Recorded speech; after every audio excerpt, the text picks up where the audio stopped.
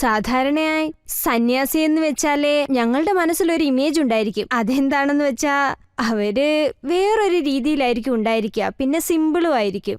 പക്ഷേ നിങ്ങളെ കാണുമ്പോൾ, നിങ്ങൾ വെച്ചിരിക്കുന്ന ഈ തൊപ്പിയൊക്കെ കാണുമ്പോൾ നിങ്ങൾ വളരെ കളർഫുള്ളാണ്. അതുകൊണ്ടാണ് ഞാൻ ഇങ്ങനെ ചോദിച്ചത്. ഈ ലോകത്ത് നിങ്ങളും വർണ്ണാഭമായി തന്നെ ജീവിക്കണം. നല്ലത്, വളരെ നല്ലത്.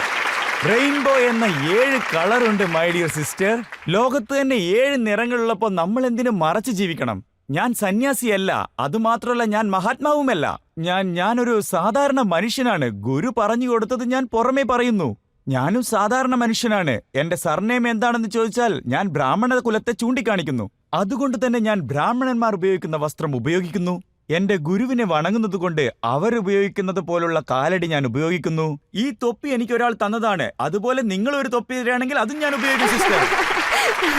നിങ്ങൾക്ക് ഇഷ്ടപ്പെട്ട ഒരു ഡ്രസ്സ് തന്നാൽ അതിടാനും ഞാൻ തയ്യാറാണ്.